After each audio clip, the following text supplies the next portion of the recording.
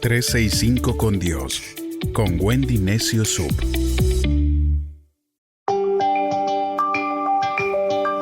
Hola, soy Wendy Necio Sub y te invito a que me acompañes en una aventura de fe por 365 días con reflexiones que nos acercarán más al corazón de Dios. Descubriremos que la amistad con Dios es uno de los regalos más maravillosos que podemos tener. Caminemos juntos, 365 con Dios.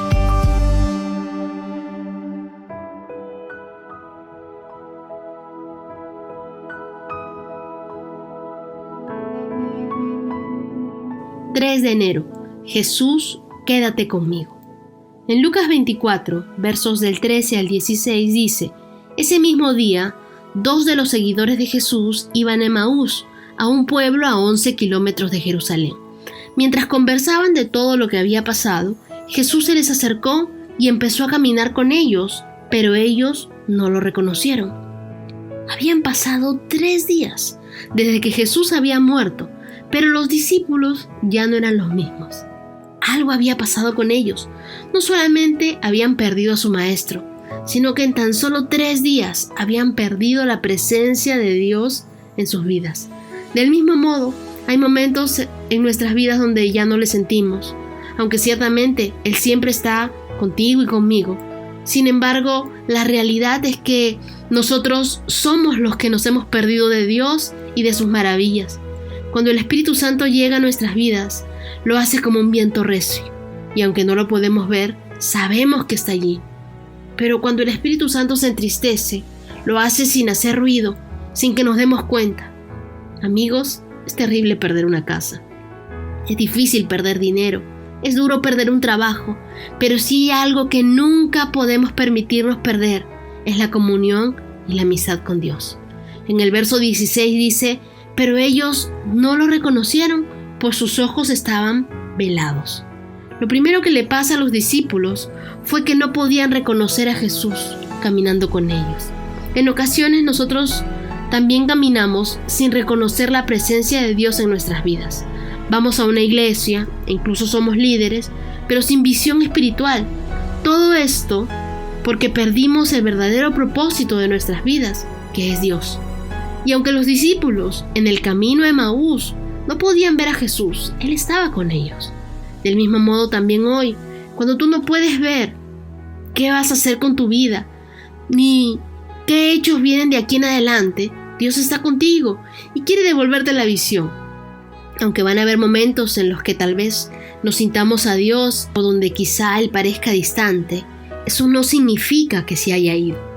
En el camino vemos 2 pares de huellas. Ocasionalmente vemos un solo par. Entonces uno podría decir: ¿dónde te fuiste, Dios?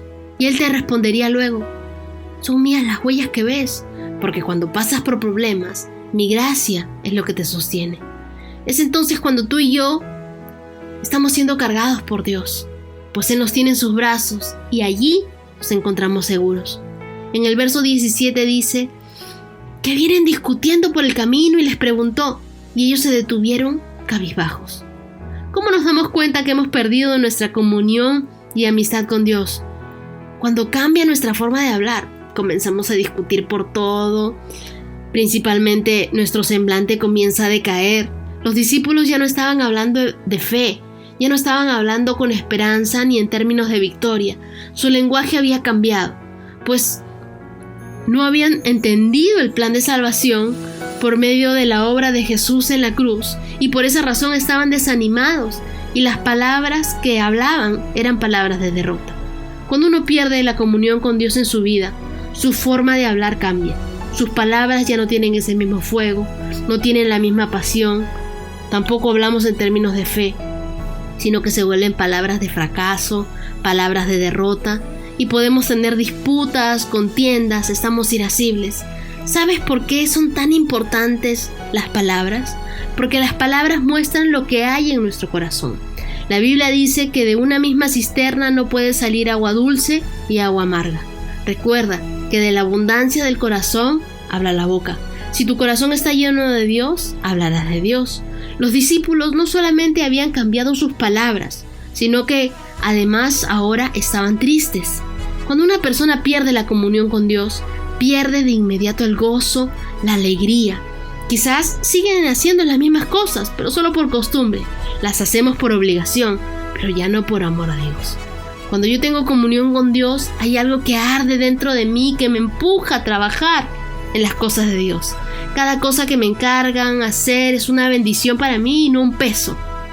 Elijo que su yugo era fácil y ligera su carga. Cuando sirvo a Dios lo hago con alegría, sintiendo que es un privilegio puesto por Dios, porque no estoy sirviendo a hombres, sino estoy sirviendo a mi Dios. Versos 19 al 21 dice: Jesús les preguntó: ¿qué ha pasado? Y ellos respondieron: lo que han hecho pues a Jesús, el profeta de Nazaret, para Dios y para la gente. Jesús hablaba y actuaba con mucho poder, pero los sacerdotes principales y nuestros líderes lograron que los romanos lo mataran, clavándolo en una cruz. Nosotros esperábamos que Él fuera el libertador de Israel, pero ya hace 3 días que murió. Los discípulos comenzaron a hablar de Jesús en tiempo pasado, como si todo hubiera terminado. Cuando una persona pierde la comunión con Dios, empieza a vivir en el pasado. Yo antes sentía la presencia de Dios, yo antes era bendecido, antes predicaba, antes era así. Recuerda que en el pasado no vives, ya no estás allí ahora. Es por eso que cuando tu corazón arde por la presencia de Dios, entonces comprendes que en tu interior, que Jesús vino a darte un presente y un futuro de bendición.